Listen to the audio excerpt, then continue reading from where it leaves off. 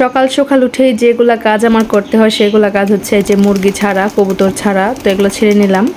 এখন আমি রান্না করতে চলে যাব। আসসালামু আলাইকুম, কেমন আছেন আপনারা সবাই? আশা করি সবাই ভালো আছেন। আমি আলহামদুলিল্লাহ ভালোই আছি। আজকে আমি আমার মায়ের হাতের একটা রান্না করব।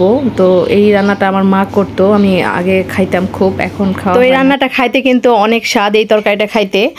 তো আমার মা যেভাবে রান্না করতো ঠিক সেভাবে আজকে আমি রান্না করব। এই যে করলা রাতের বেলা আয়নায় থুয়ে দিয়েছিলাম আমি, আমার স্বামী নিয়ে আসছিল। তো সকালবেলা উঠে দেখি সব করলা পয়সা গেছে, নষ্ট হয়ে গেছে, এত খারাপ ছিল করলাগুলা।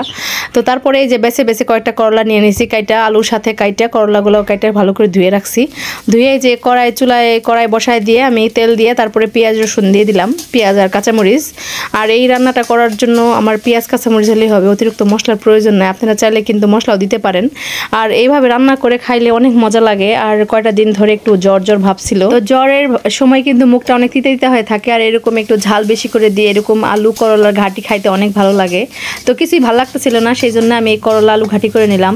এর মধ্যে আমি 2 পিস মাছ দিয়ে দিব, 2 পিস মাছ দিয়ে রান্না করব, কারণ করলা আলু অল্প একটু, বেশি না, খুবই কম। আর এই করলা আলুর ঘন্টটা আমারই খাওয়া লাগবে, কারণ আমার স্বামী বেশি একটা পছন্দ করে না।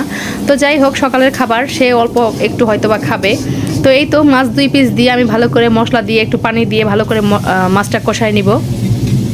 আর এই মাছটা কষানোর পরে কিন্তু আমি আলু আর করলা দিয়ে দিব। এই রান্নাটা করা খুবই সিম্পল, খুবই সাধারণ, কিন্তু খাইতে আলহামদুলিল্লাহ অনেক মজা। আমার কাছে তো মজা লাগে। আর এটা আমার মায়ের রান্না করতো।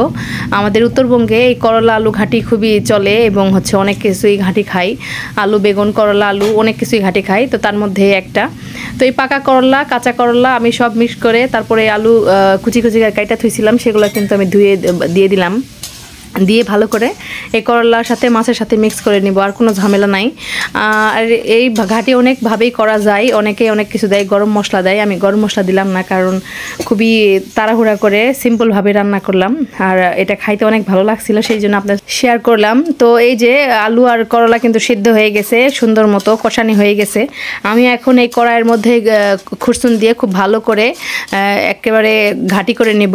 খুরসুন দিয়ে নাড়তে নাড়তে দেখেন আলু করলা সব ভেঙে ভেঙে একদম গুঁড়া গুঁড়া হয়ে যাবে। এই যে আর কিছুই দরকার নাই। আর এখানে চাইলে আপনারা একটু বাগার দিতে পারেন, আমি বাগার দিইনি, আমার কাছে এমনি অনেক মজা লাগছিল, কারণ আমি জ্বর শরীর, মুখটা অনেক তিতা তিতা ছিল। আর এই করলা আলুর ঘাটি কিন্তু তিতা লাগে না, খুবই ভালো লাগে, খুবই মজা লাগে। আমি তো করছি, আমার ভালো লাগছে। আপনারা একদিন করে খেয়ে দেখতে পারেন কেমন লাগে আপনাদের কাছে। আমার করলা আলু ঘাটি করা কিন্তু হয়ে গেছে। এই যে আমি জ্বর থেকে উঠে অনেক 2-3 দিন পরে 1 প্লেট ভাত খাইতেছি, অনেক মজা লাগছে। আমি তো খাচ্ছি অনেক মজা করে। আপনাদের কাছে ভিডিওটা কেমন লাগলো অবশ্যই কমেন্টে জানাবেন। একবার রান্না করে খেয়েই দেখবেন, তারপরে দেখেন কেমন লাগে। তো আজ এই পর্যন্ত, সবাই ভালো থাকবেন। আল্লাহ হাফেজ।